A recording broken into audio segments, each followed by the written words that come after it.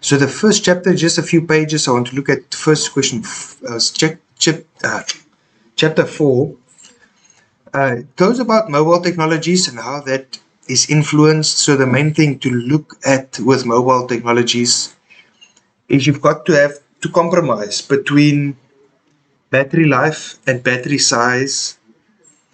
And the reverse of that is, because obviously the bigger the battery, the longer it will last, but then bigger battery makes it less mobile, if I can say it like that. It's still mobile, but it doesn't fit in nicely everywhere. And that's sort of the same thing with screen size.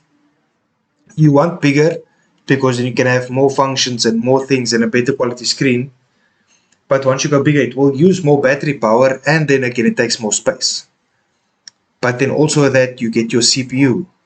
So you want a faster, better CPU, but that's going to use more battery life and cause your mobile device not to move as fast. So that goes anything between people that develop apps for mobile devices and then people that actually design all of the devices themselves as well. So while I've got this chapter here, it's actually more for a little bit lower down. Is for this section, the IoT. What does IoT stand for again?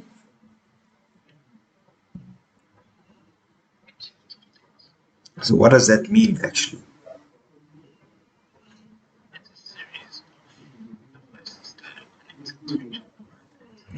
Yes. So it's basically all our devices that's made to connect to the internet nowadays. And there's pros and cons to it. There's like a series on TV, or there was a series on TV, CSI Cyber. And a lot of the crimes actually happened because of devices like this. So there was like hackers in America. So obviously it's not true life stories, but it's based on real events. So there were people that actually they could hack into TVs and stuff through the Wi-Fi, and then they actually set the device to overheat. And then because they with the internet it could send like an update, and then that device would overheat, and then either the house will burn down or something like that. So a variety of problem issues because of it. But why we like it is it actually helps users because you can now control stuff from anywhere. Nowadays, like your aircon, you can on your way home set it so that when you get home, the house is already cool. And different things like that. So you even get air fryers that can connect to your Wi-Fi. Then you can start it when you want to. So you can put the meat in and wait, or a pressure cooker, and then like just before you go home or hour before you go home, you set it to start, and then by the time you get home, it's already cooked the food. So that's all Internet of Things. It's our devices that's being connected to the internet, and then because of that, we can access our devices from anywhere. So they talk about embedded platforms. What does this embedded mean? Yeah.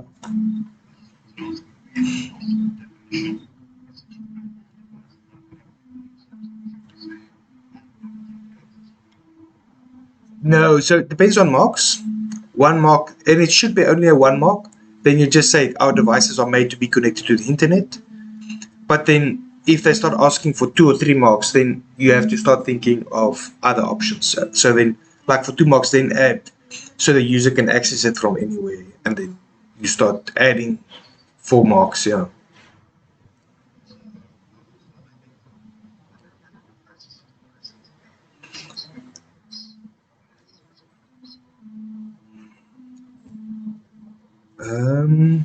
All right. So it's actually embedded. So the embedded platforms they talk. It's more like embedded software.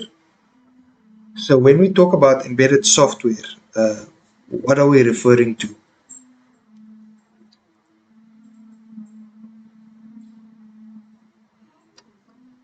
Anybody got an idea? So our Yes, yeah, well done. So embedded is sort of like built in. Embedded should sort of tell you that something that is built into the device. So that is the software that you basically get with your device. That is your embedded software. And that's where IoT really uses that a lot, because if you think for yourself, your all those things, the aircons and the air fryers that we were speaking about, they are IoT because of the software that's built in. You didn't load software afterwards. It actually came with it built in. So that's what they embedded. You do see it in quite a variety of questions. So it's nice to know embedded is like the built-in come with type of software. Okay, then they talk about development of smaller operating systems.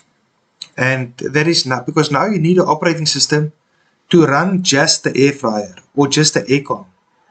So you don't need an intense operating system that can do a lot of things. It must literally just run those few functions. So that also then, so these are technologies that made IoT possible. And then the last one, wireless. So because we do want to, your aircon and all of them, you don't want network cables running from them and from your air fryer. You don't want to plug it into power and then have another network cable also running. So it was the wireless communications that made all of them possible. Okay, then where it could influence, so this you could sort of make up for yourself. Waste management. So a fridge can sense when something is getting close to maybe even going off to let you know before it's completely off, and to tell you when your milk is nearly finished, to buy new milk, anything like that. Daily commute, so that could work out for you the best route to take. That's like any of our apps nowadays, especially if you're in Johannesburg.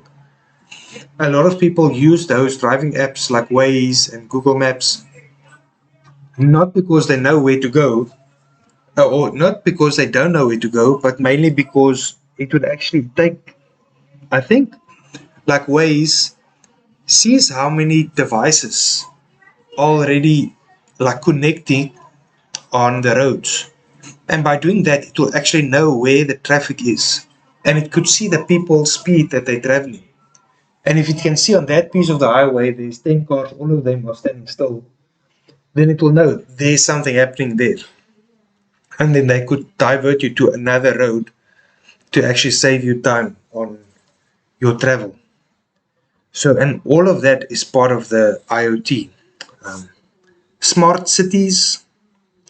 Um, this one, I'm not so sure if it's so much with us, but I know there is close to Umhlanga, actually there by Umhloti.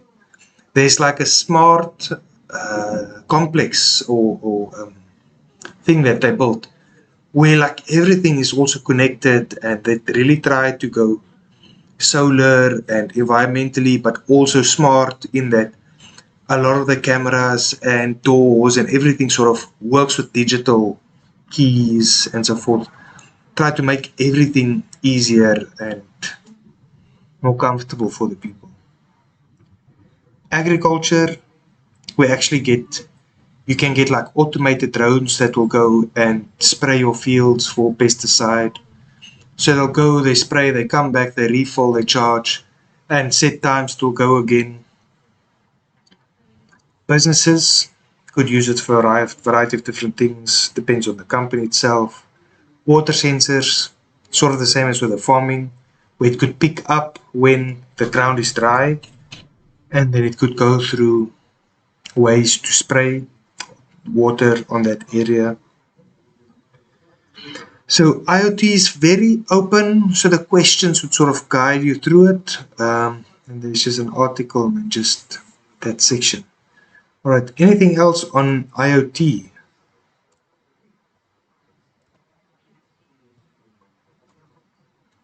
All right, then we'll jump a bit ahead to social implications. This is the next section that will also fall into that section of questions. Um, so what we've got here is our different types of crimes.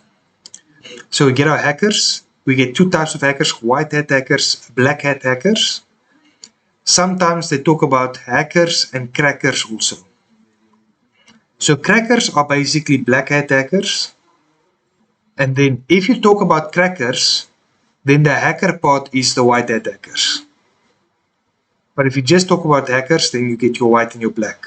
So who knows the difference between the white and the black hat crackers, hackers?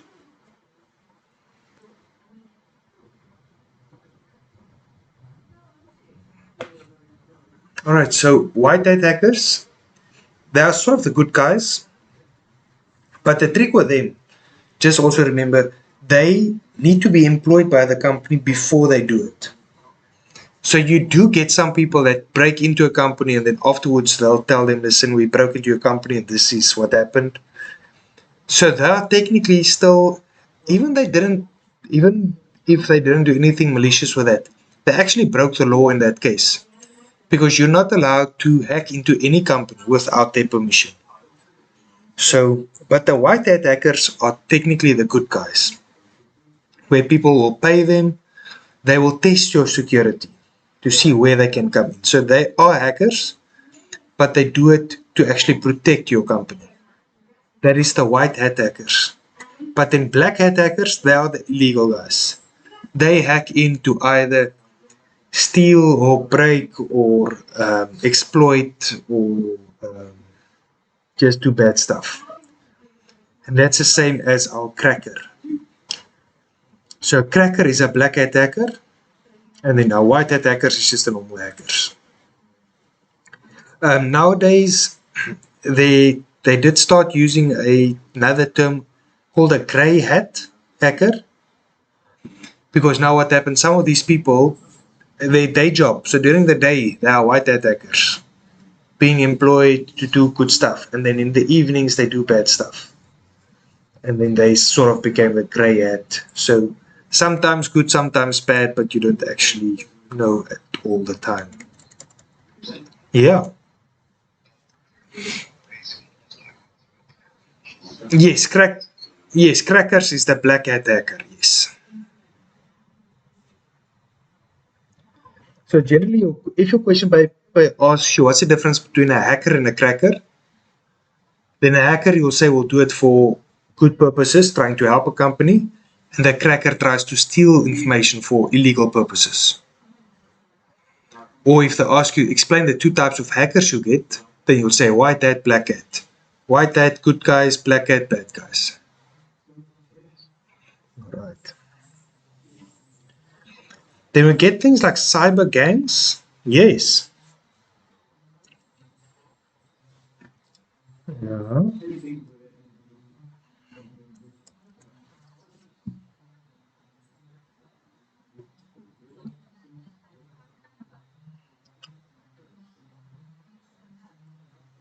So there is somebody, let's say they found out that you can have, let's say you've got software, but you have to pay for it to use it.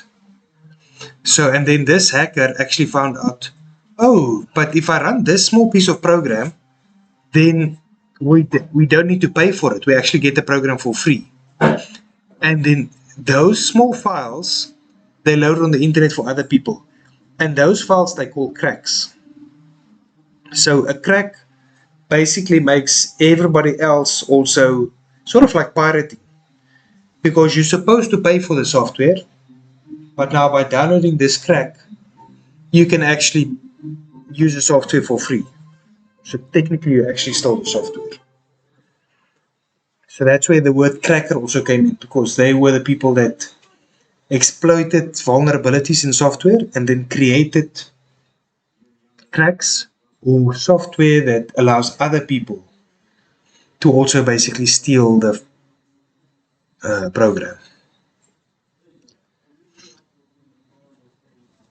Okay.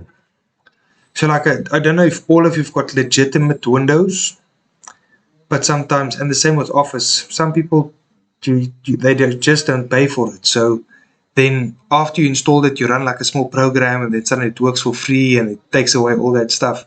So those things are called cracks. And yeah, it's actually still stealing. It's just as good you broke into the shop and stole the software.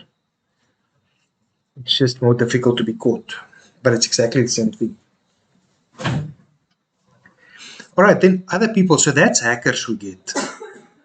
We also get cyber gangs and we get web authors, virus authors. What does a cyber gang do?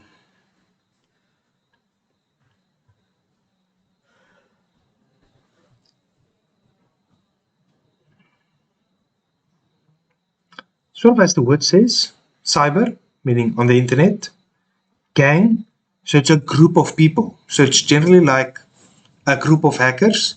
Generally a gang is, all of them are not that good, but you've got a group of people that just works together to either attack somebody or hack in, or so it's literally like a gang that you would find in real life as well.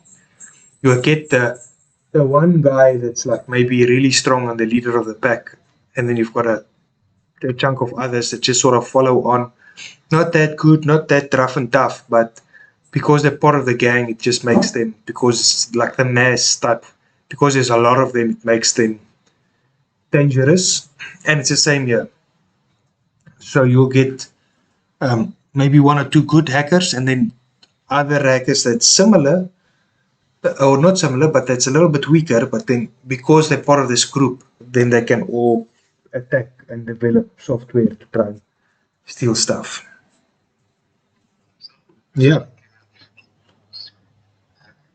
Like a what? Yeah, 100% like that. Yeah. Anonymous, but yes, it's basic. Anonymous is a cyber gang, 100%. Yes.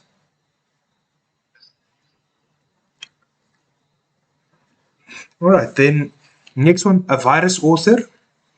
You also later on will get to a web author as well. Anybody got an idea of that?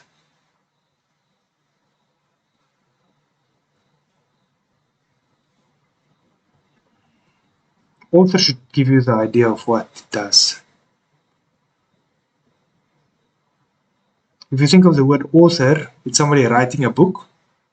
So a virus author is somebody, they make the virus. They write the code for a virus. So that's people making viruses.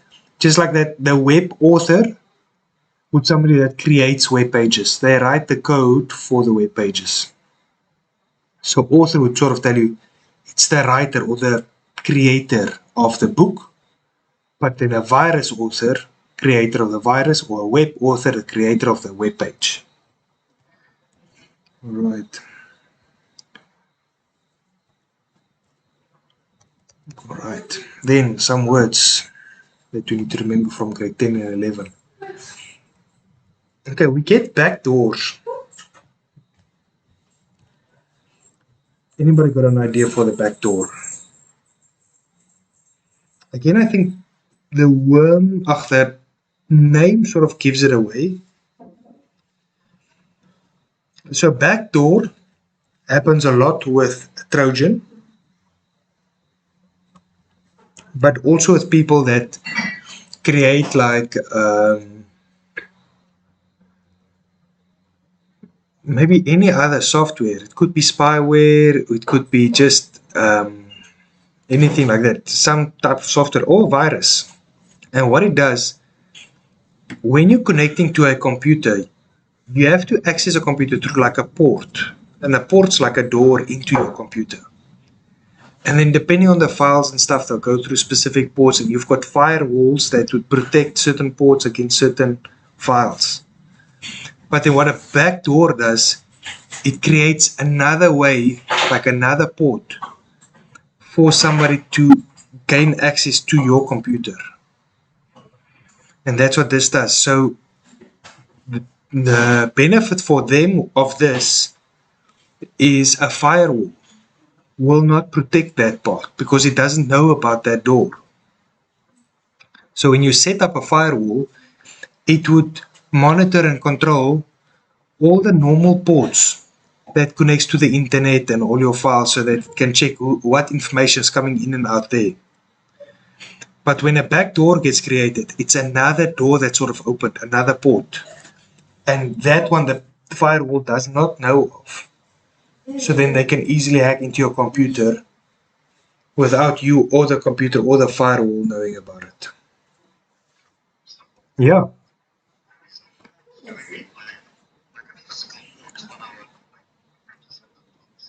No, so ports are basically a number. It's a number that's given. The exact technicalities about it, I'm also not too sure.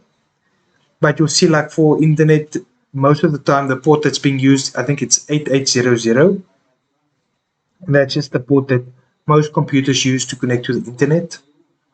Um, but so to just create another number sequence, yeah, as I said, so it's nothing else. Your network or the internet still gets plugged into the same Ethernet port where it always connects to or connects to the Wi-Fi.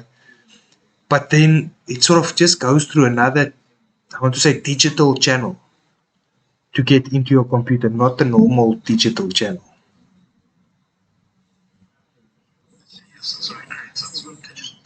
Yes. Yep. Then we get our botnets. So a botnet is used for a DDoS attack, a distributed denial of service. Anybody wants to try and explain that for us?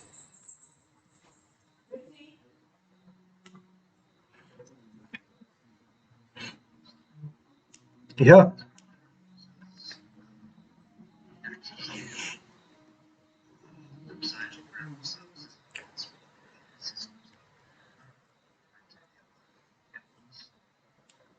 Yes, 100%. So that could also, so you get a DOS attack, just a DOS, and that's a denial of service attack. That's when like one hacker tries to attack a company and tries to block them by sending too many requests and stuff. What this distributed denial of service does, the attack actually happens from like thousands or hundreds, thousands or millions of computers that actually attacks this same server. And that's why this one is so, I want to say, difficult to block. And because of that distributed nature. So the botnets, that is a network of bots. Another word for a bot is a zombie PC. So you get bots or zombie PCs. And that's a computer that could be even our computers. While we're sitting here, some of your computers or mine could be infected with a virus or software from a hacker. And while we're busy teaching and looking at this, our computers could be busy attacking a server in Russia without us even knowing. So your email might be sending emails or requesting large files or something from a server in Russia somewhere. We don't even know about it. So, and that's what makes it so difficult for that company now. Because they can't just block a computer from accessing it. They'll see, but there's 100 PCs from South Africa and 100 from America and 100 from England and 100 from Alaska and 100 from China. Everybody attacking that server. So that server can't even just remove a certain area or something not to be attacked. It's actually very difficult to stop an attack like that. And that's why this is so uh, dangerous thing to have. So botnets is a network of bot computers, and a bot is also called a zombie. And that's just a normal person's PC that is infected with the hacker software.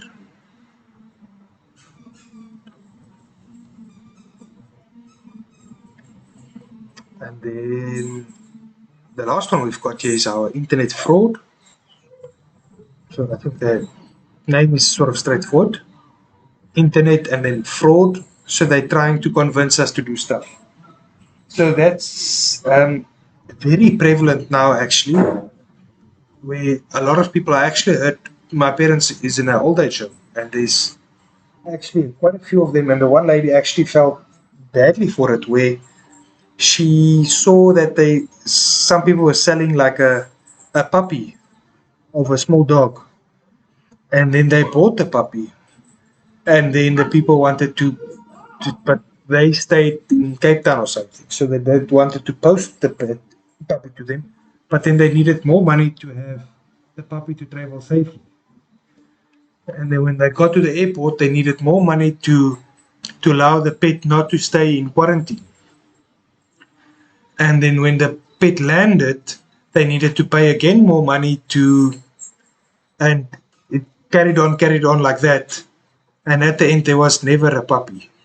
So they literally just scammed all people out of paying a lot of money thinking they're buying a small pet for them when there was never even a pet. So, and that's all these things. Then you get the pyramid schemes. You get those people. You buy one, then you sell it to 3 other people, and they'll sell it to 3 other people. And when they start selling, then you'll start getting 10 rand from each of them. And when 2 weeks later, you'll be a millionaire. The pyramid scheme stuff. And that's with internet fraud. It's just so easy for people to actually scam other people. Even my brother, but that was a while ago. I'm talking like 15 years ago. No, maybe even more. Where he went on Biddelbuy, actually bought a holiday away to go stay in a flat in Ballito for relatively cheap. And then at the end, there was never a flat like that.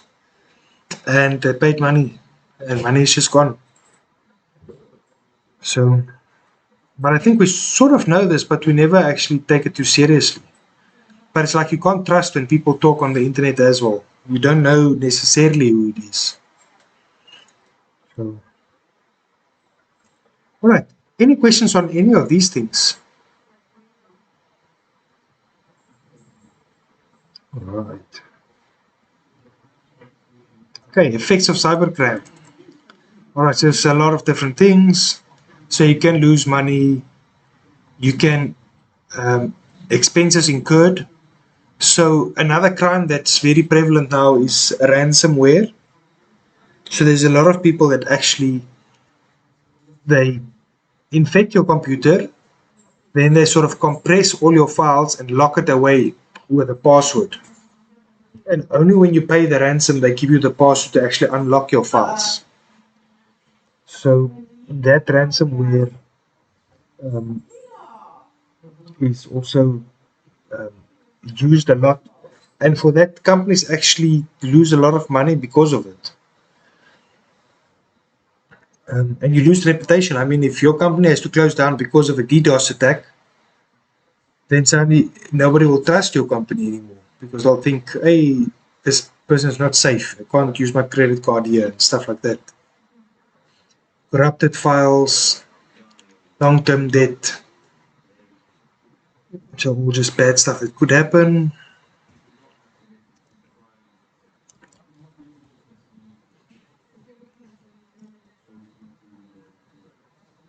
Yes, sorry, encrypted is the right word. You're right. Yeah, encrypted is the more correct word. Yes. I just because I always think if you compress your files, you can lock it away with a password as well. But as soon as you add the password, the compress isn't actually the part; it's the encryption that makes it scrambled. So if you add a password to something like that, it will compress it, but also encrypt it. Yeah, you're right. Encryption is actually the right word I should have used. Yeah.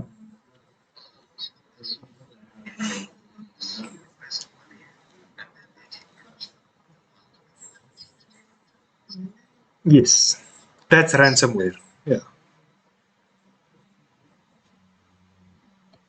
All right. Then you'll see different types of hacking here. Hardware hacking is similar to what I spoke to you about, what we saw on that, where they hacked into the TVs to sort of let the hardware burn out. You get software hacking, that's our normal one, where you just hack into software to steal it or break it. Website and information hacking, that is to hack into a website and then to steal like the company's database to see who was clients and all those things.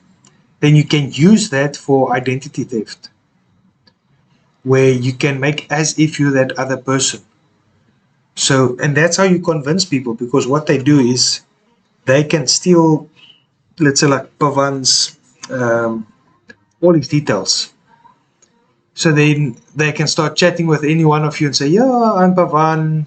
Remember, we were in the IT group together and same year matric with you. And they might even have profile pic of Pavan because they hacked his Facebook account. So they know what pets he like, where did he go to school, when was he there. And then you're thinking you're talking to Pavan, and then he says, yeah, he's just in real trouble now. He's stuck in Belito, didn't get money now. He lost his wallet, so he couldn't get money to fly back to Johannesburg to his parents. Could you just quickly borrow him 2,000 so he can just buy a ticket to fly back and then you'll pay back immediately. Don't worry, you can trust me. Remember, I was the head boy and I will not lie to you. And then people think, oh, okay, yeah, that's true. Yeah, let's. And then it was never him. So the only way to bypass that is you actually have to do a little bit more research. Maybe phone, get a telephone number, or actually. So obviously you won't ask that guy for a telephone number, but you ask somebody else that knows him, and just try to phone that route um, to get the number or a different thing, or get their website and actually get somebody to go look at the place.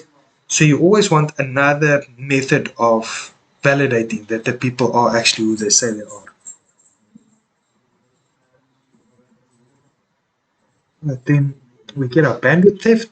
Bandwidth theft occurs when someone links to a file on your website or server from their website. So this video will use your bandwidth for all users viewing the video. So they sort of, to say hijack your upload speed so that other people use your internet to download their files. Oh, then there's a lot more issue that service theft. I don't even know what this is. It's not seen a lot. Internet related fraud schemes. We've done that. Internet attacks, worms, malware, denial of service, backdoors. We've done denial of service. We've done. Malware is our big word. So it's the all-encompassing word. Mal is for malicious. Ware is for software. So malicious software. Malware is everything from viruses to worms to denial of service attacks to backdoors to trojans to adware to spyware. So all those software that doesn't necessarily do damage, but it's not, I want to say, good for your computer, they are all malware. Then we've got worms. Worms' main thing is they replicate themselves. So they want to expand and use up resources. Then we've got fishing and farming. I see fishing here. I don't know where the farming is. But you can explain to me what's the difference between fishing and farming?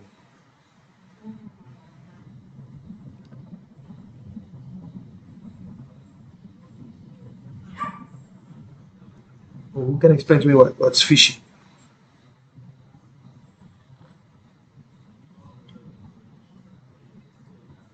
All right, our keyword with fishing. Yeah.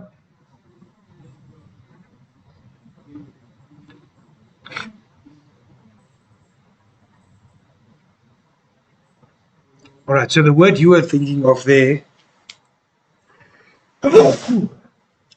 was actually spoofing.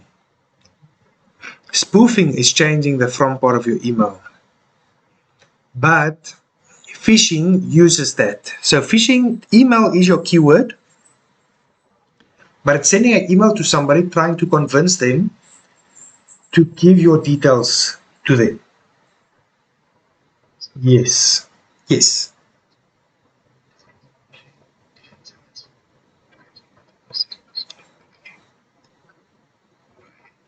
Yes, 100%.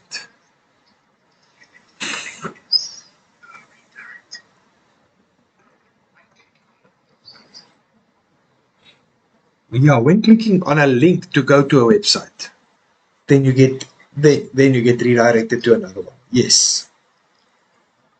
So farming is basically clicking on links that takes you to the wrong website, while phishing is receiving emails that's trying to convince you to give away your personal information.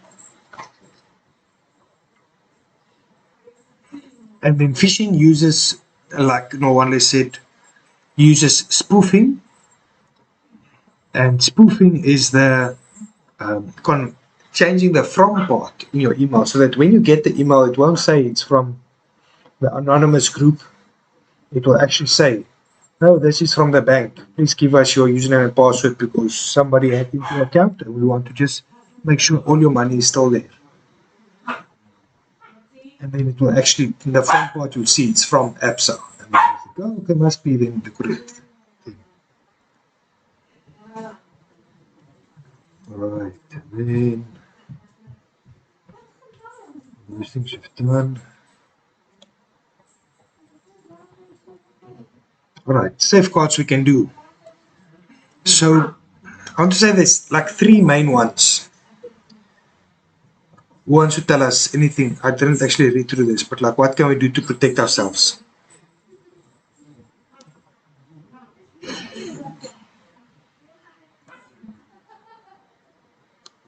So yes, we can do stronger passwords. It's like a subheading of one of mine. Yeah, you can do that. What else?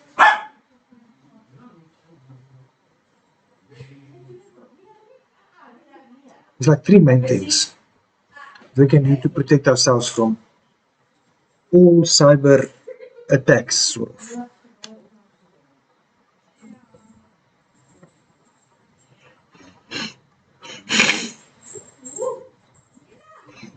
All right, so the first one would be just to install an antivirus. Install an antivirus, keep it up to date. The second would be having a firewall and keeping that one up to date. That will already protect you from a lot of things. And then your small mini umbrella for the third one, I want to say is like be intelligent or think about what you do. So underneath that is you need good passwords and you need to not click on links, not open emails from people you don't know. Don't click on links for adware and all those things. So having all those things sort of just, I want to say, being intelligent on the internet by keeping yourself safe, but then also firewall, also antivirus. I think those three things should keep you safe as far as possible.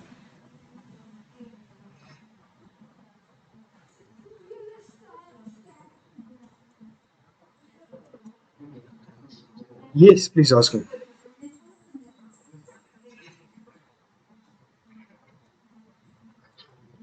Okay, there's somebody that wants to answer that before I answer that. Who thinks they know? Sort of that. Yes, please try for us.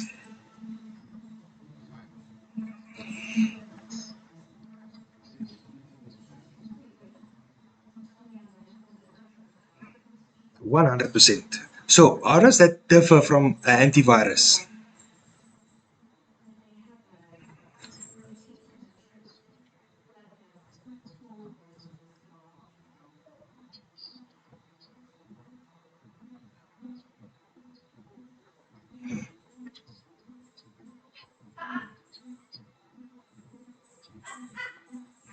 All right. So the only part that I didn't like what you were saying is antivirus and firewalls are not necessarily built in.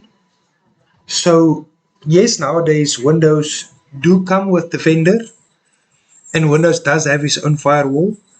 But most times people actually, so a lot of people will buy Norton or Kaspersky or AVG or McAfee.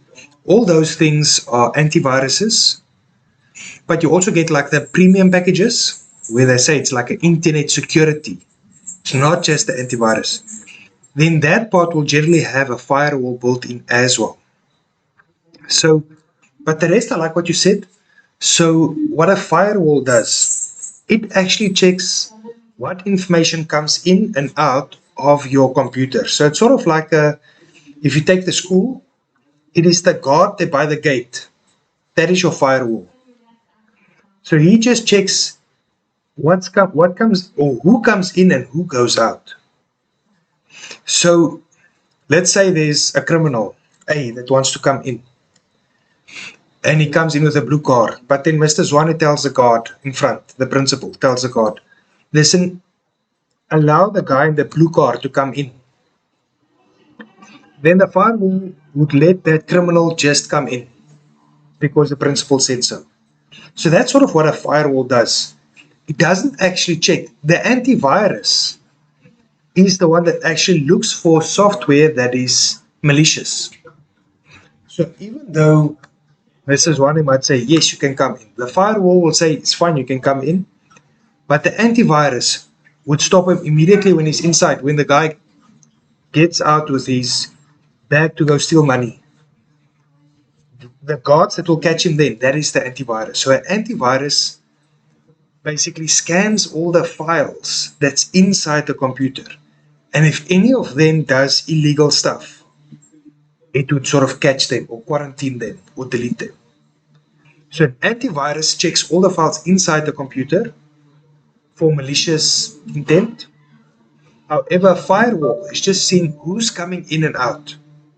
So a firewall will check if a hacker wants to hack in. The firewall will stop him. But an antivirus won't. Because the guy hacking in, if he doesn't put a virus on your computer, the antivirus won't stop him. Because he's just coming in to check. So he's not doing anything wrong. He's just maybe not supposed to look around, but he's not doing. So the antivirus won't stop him, but the firewall will. So a firewall will check who does what. And let's say for some reason the guy got in that's not supposed to be in. And he now wants to steal a file or take a file out. He sends a file that needs to get out of the computer. Then the firewall will stop that and say, why is this file wanting to leave? No, you're not allowed to leave the computer. You need to stay inside. So that's again the firewall, but not the antivirus because it's not a virus. It's just a normal file that wants to leave. So the antivirus will do nothing, but the firewall will actually stop that. So that is like spyware. When the guy wants to see what are you doing and then just send that information out, a firewall will stop it, but not the antivirus. So I hope that sort of clarifies it. So a firewall is software that basically checks the coming and going or the coming in and out of who gains access to the computer or not. So they will stop hackers from hacking it. However, an antivirus will look for viruses inside the computer system and stop that. What was the original question? I think I divert a bit.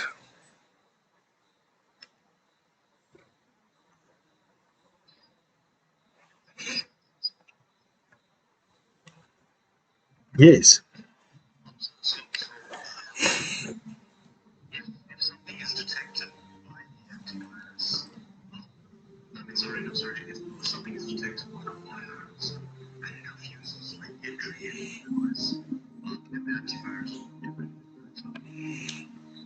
Yeah, well, if it gains entry or not, the firewall, the antivirus will only do something if that file drops a virus on the inside or the hacker that hacks in. If he tries to install a virus, then the antivirus will pick it up. But if the hacker is in, the antivirus will not do anything. And the hacker can go encrypt everything to create ransomware, but the antivirus will do nothing because there's no virus. It's just a guy hacking in. So it's the firewall's job to stop that.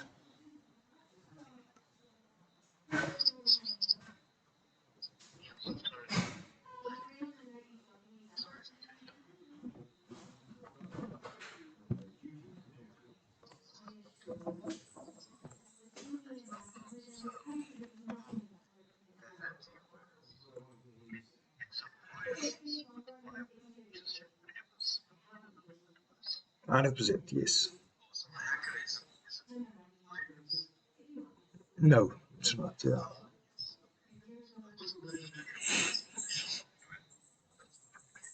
Yeah, because a hacker is a person hacking in that gains access to your thing, but it's not a file. It's just like somebody gaining like to access on a network.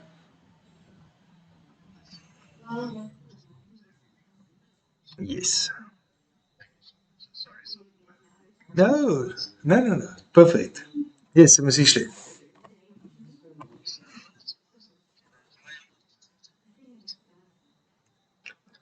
Yes.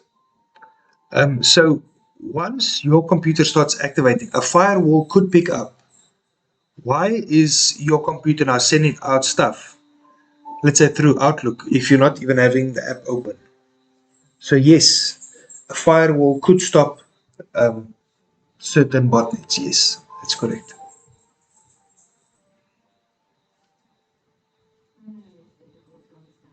All right. Everybody go to it. Hmm?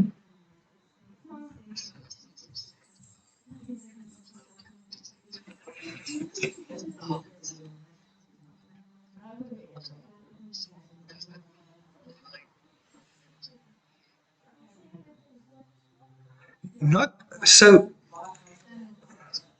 So it's sort of, if I want to also explain it, when you open up, let's say you installed like the Mr. Delivery app for the first time. When you open it up, then it asked you, the app asked, can it have access to your location? And then you had to say yes or no. That's sort of where your firewall of your phone said, this app is wanting to use your location. Are you okay with it? And that is the firewall checking, because that app wants to now send your location out, and your phone's firewall is saying, why is this app wanting to do that? So it's sort of like spyware, because he's tracking where you are. But then once you said yes, it's fine, then you said, so now, especially if you choose that option, like anytime. So then if your app sends out information, your phone will not think it's suspicious because you gave permission for it. But if you say no, and this thing wants to do it the whole time, then it will start flagging it to say, what's wrong with this app? Something is suspicious about it. And I want to say it's sort of the same. So it depends on what you're doing. You do get like some games that wants to just update the whole time. Your network will ask you, do you want to give this access to the internet? And then if you say yes, it's happy with it or not. And then that question actually came from your firewall that just picked up, why is this app wanting to connect to the internet the whole time?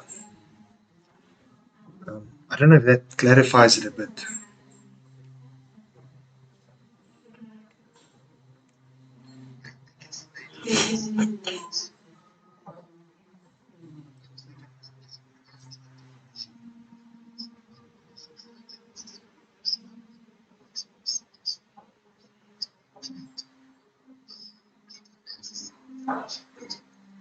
Okay, so a botnet, so you'll get a hacker that installs software on many people's computers all across the world. And all of those computers where that software is installed is now bots or zombies. And so it's basically a network of bots. That's where the word botnet comes in. So it's a network of bots. So if your computer is one of those ones, so that software that installed, it might be, it could be like a Trojan, and the Trojan could be, let's say on Discord. Let's say Discord, the Discord app was created by a hacker. So, and he wants to attack somebody now. Then what he'll do is anybody that's connected on Discord, then suddenly Discord will start sending emails to that other company. So our computers don't necessarily pick it up, because our computers, when we installed it, it asked you, are you happy with this? So you said yes. He says, So your antivirus, everybody thinks this is legitimate software because you gave approval for it to run on your computer. But now, instead of just us talking, in the background, it is also sending information to different places, attacking a certain company. And that's what a botnet is. So we are a network of bots, so a network of unknowing computers that's attacking a target that is set by the hacker. And we're just sending a lot of data to it to disrupt his normal function. No, denial of service. So we want to block something that he's doing so that his computer network doesn't work nicely. So our computer, a firewall, could maybe pick up, but not always, because we gave approval for this app to be installed and we gave approval for this app to use the internet. So it's already difficult for a firewall to pick it up. But if, let's say, Discord starts sending emails now, maybe depending on the quality of your firewall, it might pick up, hey, why is this thing wanting to send emails? And then it could tell you maybe that this is, it could maybe block that for you because it's just sending emails out. So it's not a virus, but it is doing something that it doesn't normally do.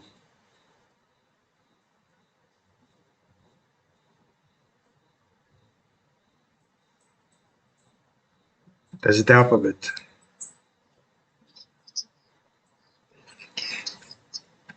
All right. Okay, think about it. Obviously, you can ask me then tomorrow night. I can try again. Dennis to explain a little bit better.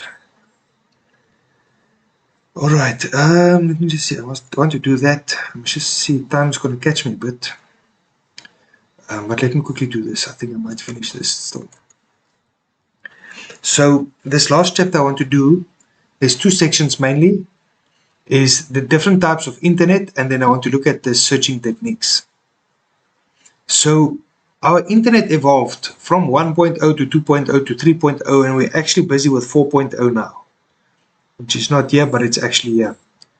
So Web 1.0 was static web pages. So that was, I want to say, sort of like old websites where sort of like a newspaper, if I can say. You went there and you just saw the news. If I connected to it, or you connected to it, or the guy from Russia connected to it, we all can see exactly the same news articles there about what happened somewhere. Everybody can see the same thing, and we cannot interact with the website itself. It's just like a pamphlet. You can just read what's there.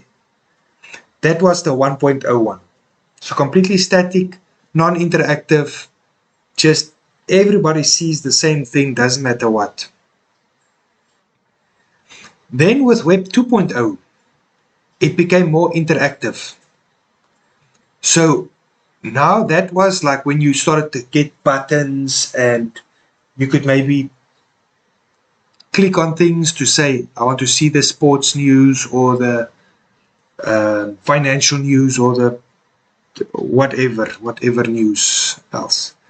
So that's Web 2.0. So 2.0 became interactive with buttons and search blocks and text fields and all those things. So you could now start interacting with the website itself. That was 2.0. Then 3.0, they started now to look at things that's more relevant to you. So you could now actually say, you'll see, so it made use of your location. So if I connected to CNN, or the guy in America connected to CNN, or the guy from Russia, each of us would see different headlines. So if I connected to show me headlines of what's happening in South Africa now. But if the guy from America goes onto CNN, it will get America's highlights. And if the guy from Russia goes in, he can see the Russian headlines of what's happening there. So that was the 3.0. So it started to look at where are you connecting from, what time of day are you connecting, and stuff like that. And then it would use that to actually make the website more fitting to what you want. But it's sort of like, with preferences, your location, time of day. Web 4.0, which isn't here, but which is the next one where we now. Web 4.0 is the start where it started to use AI as well. So it does what Web 3.0 does, but just better in a sense. So it would include, where did you go last time and what does it think you liked? With Web 3.0, if you Googled steering wheels, it will give you steering wheels. It will try to give you maybe more news about steering wheels. But with Web 4.0, it will say, because you liked steering wheels, it will also now start showing you cars. And anywhere else where steering wheel is used, it will show you maybe tires or gear levers or anything else that's related to that. So the 4.0 is, it used the same information of 3.0, but it thought about it more. And to see how can it even show you or even make the website more prevalent to what you currently have. And that's sort of how our web pages. So first one, Web 1.0, static. Everybody sees the same thing. Can't do anything with it. What you get, you don't get upset. It's just that. 2.0, it became interactive. So we got buttons, we could click things, some videos to watch, and now we can sort of interact more with the website. 3.0, it started to look at, where do we connect from? At what time of day? What do we normally look at? And it started to adapt that. And then Web 4.0 is now using artificial intelligence with this information to even make your searches or whatever, the website itself, even more better suited to what you're looking for. Yeah.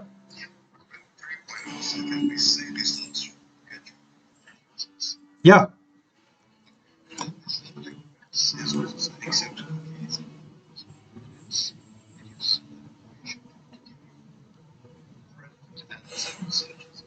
100%, yes.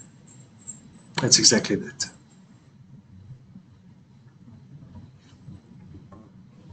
All right. And then just our two searches, our semantic and mediated search. Yes.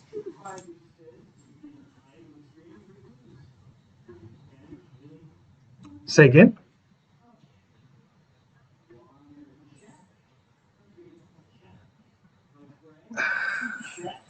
I would maybe keep it in mind. So generally, it's not in this textbook, so I don't think so. But I don't know why it's not there. And AI is one of the new things. Remember, there is a part where they can ask you for some new technologies. So it could maybe come out. So they left a gap, I think 5% of your paper, especially the theory one, could be new technologies. And AI is new. So it might ask you something about the AI and how that maybe influenced the internet. Then you can say, with the introduction of Web 4.0, it actually evolved our websites to make use of artificial intelligence. So it is not in the straightforward guidelines that you should know, but they did leave a gap that they could ask it.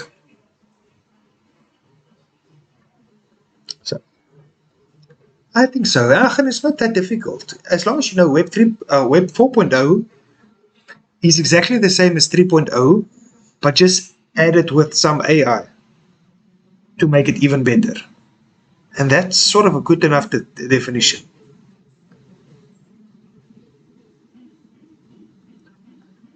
Okay. Right then. These two are semantic and mediated search. So they like to ask this every now and again. I don't necessarily why, but Yeah, so um,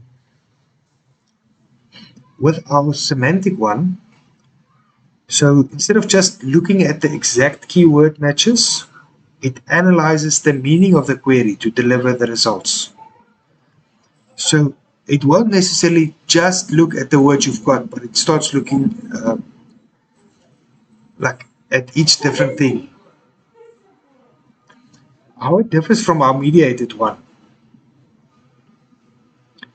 Um, so this tool acts as a middleman between the user and the vast amount of information available, helping to narrow down the results based on a specific criteria. As you can see with this one, because it mediates a semantic one, it looks at each of these words in the list. So if you ask what is semantic web, it will show you websites with the word what and is and the and semantic and web. So you actually get a lot of websites with this one. Where your mediated one will rather, I sort of want to say combine that. Let me just see if it's, okay, that's such a job optimization though. So with our mediated one, so disagreements are mediated. This means a neutral person has stepped in to help. Most websites provide search facility within the site rather than each website creating their own basic search engine. Mediated search allows websites to make use of an advanced search engine like Google to power search their website. When a user enters a search query, it runs a query through a search like Google and Bing, but limits the results to the specific website. So the mediated one, it's not just, this is the key part here, where it limits it to its own website, but limits the result to the specific website. So that makes that search will only look through that given website for something like that. Where semantic one looks anywhere for it. So the search engine will attempt to answer this question, while a keyword search engine will show you the web pages containing those words. Um, this thing doesn't explain it nicely. But semantic gives you a lot of answers, what it boils down to.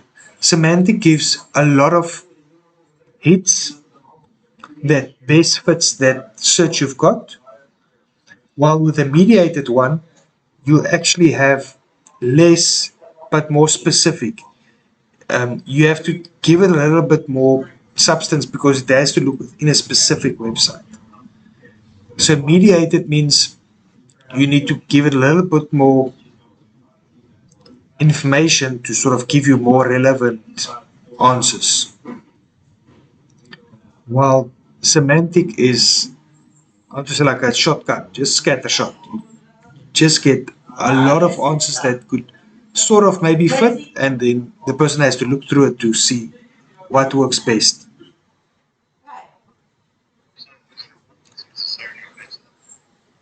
Um, so your mediated one will give you the best answer if your question is phrased correctly. Sometimes we don't phrase it exactly like the person that created the website, and then you don't necessarily get exactly what you want. Because if, um,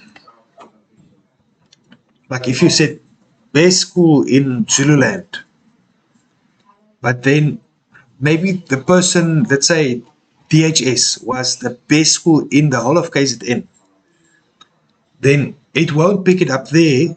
But let's say Old Mill in their website said they're the best school in Zululand. Then even though DHS is based in KZN, so that means it's even better than Old Mill. But because you asked for that, it would just give you the Old Mill one, just because of the way you phrased it. So a mediated search will give you less answers, but more specific. But then you have to make sure your question is phrased correctly. While the semantic one gives you more answers. So you'll need to look through a bit more to maybe get, but it's a bit wider. So the odds of you getting the right answer somewhere is better. So, yes. Yes. So, yeah, because that would maybe just show all best schools. And then you'll see, oh, here's one for KZN, but here's one for Zululand, here's one for the Highveld or whatever. And they can look through that. So they've got their own place. That's why if one was just better, everybody would just use the one, not the other one. But each of them might have a good purpose to get to which one is better than the other one.